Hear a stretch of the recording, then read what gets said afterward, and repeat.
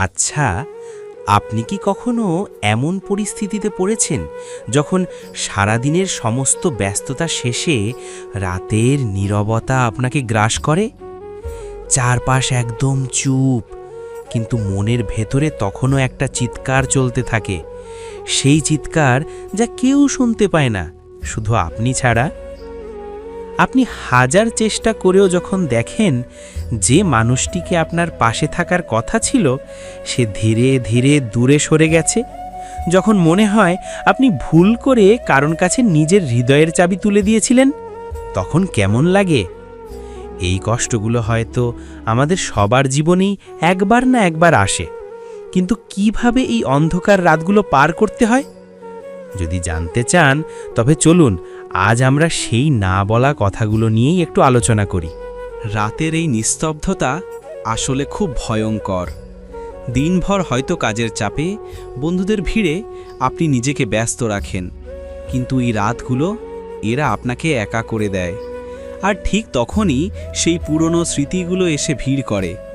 সেই মানুষটার কথা মনে পড়ে যার সঙ্গে একটা সময় আপনার সামান্য কথা বলাটাও ছিল জীবনের সবথেকে বড় স্বস্তি।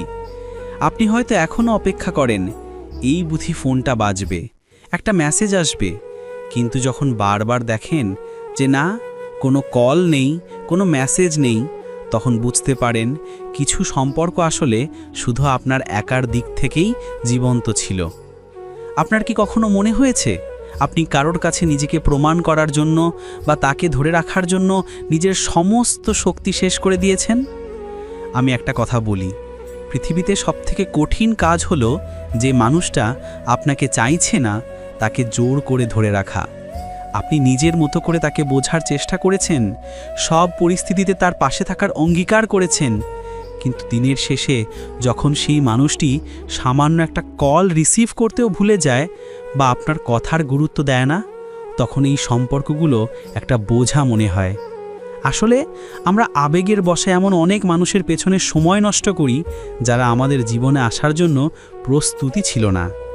আপনি ভাবছেন হয়তো আপনি ভুল করছেন, হয়তো আপনি যথেষ্ট ভালো নন, কিন্তু সত্যিটা হলো যে আপনাকে ভালোবাসবে সে আপনাকে বুঝতেও যতক্ষণ লাগবে না, সে আপনার সমস্যাগুলো, আপনার দুর্বলতাগুলোকেও ভালোবাসার চোখেই দেখবে। আপনার হৃদয়ের এই কষ্ট, এই নীরব কান্নাগুলো আসলে একটা শিক্ষা, একটা কঠিন শিক্ষা। আমরা অনেকেই ভালোবাসার মায়ার মধ্যে পার্থক্যটা বুঝতে পারি না। একটা সম্পর্ক যখন শেষ হয়ে যায় তখন আমরা বারবার পিছনে ফিরে তাকাই, ভাবি কোথায় ভুলটা হলো। আসলে ভুলটা আমাদের ছিল না, ভুলটা ছিল আমাদের পছন্দের। আমরা এমন কাউকে ভালোবেসেছিলাম যার কাছে সেই ভালোবাসাটা ছিল একটা সাময়িক খেলার মতো, একটা ক্ষণভঙ্গুর বিষয়। দেখুন, কিছু মানুষ আপনার জীবনে আসে শুধু আপনার সময়টা ভালো করে দেওয়ার জন্য। তারা হয়তো আপনার সঙ্গে হাসে, গল্প করে, একটা সুন্দর সময় কাটায়, কিন্তু যখনই জীবনে সত্যিকারের কোনো কঠিন সময় আসে, যখন সম্পর্কের গভীরে যাওয়ার প্রয়োজন হয়, তখনই তারা পিছু হটে যায়। তারা চায় না কোনো কমিটমেন্ট বা প্রতিশ্রুতির ভার নিতে। তাদের কাছে সম্পর্ক মানে একটা সুন্দর টাইম পাস, যেখানে কোনো দায়িত্ব নেই, কোনো ভাবনা নেই। তারা শুধু আপনার কাছ থেকে ভালো লাগাটা নিতে এসেছিল, কিন্তু আপনার ভেতরের মানুষটিকে নয়। আর এই কঠিন অভিজ্ঞতাগুলো থেকেই আমরা জীবনের কিছু কঠিন সত্য শিখতে পারি। এই সত্যতা মেনে নেওয়া খুবই কষ্টের, কিন্তু এটাই বাস্তব। যখন তাদের জীবনের সেই একটু ভালো লাগার সময়টা শেষ হয়ে যায়, তখন তারা আপনাকে ছেড়ে চলে যায়। তখন আপনি বুঝতে পারেন আপনার সমস্ত যত্ন, আপনার সমস্ত চেষ্টা তার কাছে ছিল শুধুই অতিরিক্ত বা দরকার নেই এমন কিছু। আপনি তাকে আঁকড়ে ধরে রাখতে চেয়েছেন, কিন্তু সে তো আপনার কাছে থাকার জন্যই আসেনি, তার তো গন্তব্যই ছিল অন্য কোথাও। অনেকেই বলে সম্পর্কে মাঝে মাঝে দূরত্ব তৈরি হওয়া দরকার। কেন জানেন? কারণ দূরত্ব না হলে আমরা মানুষটার গুরুত্ব বুঝতে পারি না। তবে আমি মনে করি যে মানুষটা আপনার, সে 1000 কিলোমিটার দূরে থাকলেও আপনার কাছেই থাকবে, আর যে আপনার নয় সে আপনার পাশে বসে থাকলেও অনেক দূরের মানুষ। আসলে কিছু মানুষের একটা অদ্ভুত স্বভাব থাকে, তারা আপনার সঙ্গে থাকতে চায় না, কিন্তু আপনাকে অন্যের হতেও দিতে চায় না। এটা ভালোবাসার অধিকার নয়, এটা হলো ইগো বা অহংকার। সত্যিকারের ভালোবাসা কেমন হয়? সত্যিকারের ভালোবাসা হলো আপনি যখন একদম ভেঙে পড়েছেন তখনও সে আপনার হাত ধরে বলছে, আমি আছি। পুরনো দিনের প্রেম হয়তো এমনটাই ছিল, যখন একটা মানুষ অন্য মানুষটার জন্য সবটুকু করত। কিন্তু এখন সবটাই যেন একটা চ্যাট বক্সে সম্পর্কের মতো হয়ে গেছে, যেখানে শুধু হাই হ্যালো আর কিছু সুপারফিশিয়াল কথা হয়। গভীর মনের কথাগুলো বলার সাহসও যেন মানুষ হারিয়ে ফেলেছে। কিন্তু একটা কথা মনে রাখবেন, আপনি যদি কারো কাছে চয়েস না হয়ে অপশন হন, তবে সেদিনই সেখান থেকে সরে আসা উচিত। নিজেকে এমন এক জায়গায় নিয়ে যাবেন না যেখানে আপনার মূল্যটা সামান্য একটা খেলার পুতুল হয়ে যায়। অনেকে হয়তো জানতে চান কিভাবে এই কষ্টগুলো থেকে বেরিয়ে আসা যায়। এর একটাই উপায়, গ্রহণ করে নিন। গ্রহণ করে নিন যে সেই মানুষটি আপনার জীবনে থাকার মতো ছিল না। তারা হয়তো আপনার জীবনে এসেছিল একটা মূল্যবান শিক্ষা দিয়ে যাওয়ার জন্য। আপনি তাদের জন্য যে আবেগটা জমিয়ে রেখেছিলেন সেটা তাদের প্রাপ্য ছিল না। ভালোবাসার মানে শুধু কারো সঙ্গে থাকা নয়, ভালোবাসার মানে হলো নিজেকে ভালোবাসতে শেখা। যখন আপনার জীবনে ভুল মানুষটা আসে, তখন সে আপনার সমস্ত আত্মবিশ্বাস ভেঙে চুরমার করে দেয়। আপনি ভাবতে শুরু করেন, আমি কেন এমন করলাম, কেন আমি তাকে বিশ্বাস করলাম। কিন্তু বিশ্বাস করুন, আপনার বিশ্বাস করাটা ভুল ছিল না, ভুল ছিল তার প্রতারণা। আর এই প্রতারণার আঘাত কিন্তু আপনার জীবনে অনেক বড় ক্ষতি করে দেয়। আপনার হয়তো অনেক পুরনো বন্ধু আছে যারা আপনাকে অনেক দিন ধরেই চেনে, কিন্তু আপনি যখন নতুন কারো মায়ায় পড়লেন তখন সেই পুরনো বন্ধু সম্পর্কগুলোকেও যেন ভুলে গেলেন। আসলে মানুষের জীবনে যখন কেউ নতুন আসে তখন সেই নতুনত্বের মোহে সে পুরনো সব ভালো সম্পর্ককে অবহেলা করতে শুরু করে। আর সেই নতুন মানুষটি যখন চলে যায় তখন সেই পুরনো সম্পর্কগুলোও যেন আর আগের মতো থাকে না। তাই আমি একটা সহজ কিন্তু খুবই গুরুত্বপূর্ণ কথা বলতে চাই, জোর করে কাউকে ভালোবাসতে যাবেন না। যে মানুষটা আপনার গুরুত্ব বোঝে না তার জন্য চোখের জল ফেলা মানে নিজের মূল্যবান সময় নষ্ট করা। জীবনে এগিয়ে যেতে হলে আপনার নিজের দিকে মনোযোগ দিতে হবে। নিজের স্বপ্ন, নিজের কাজ, এগুলোই আপনাকে আসল শান্তি দেবে। মানুষের মন খুব অদ্ভুত।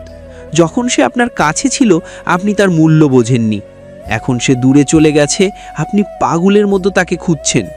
এই টানটা আসলে এক ধরনের অভ্যেস, ভালোবাসা নয়।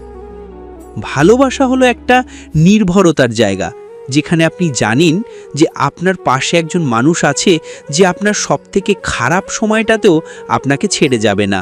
যে মানুষটা আপনার জীবনের এই কঠিন সময়ে আপনাকে পাশে থাকার আশ্বাস দেয়, সেই মানুষটাই কিন্তু আপনার আসল সঙ্গী।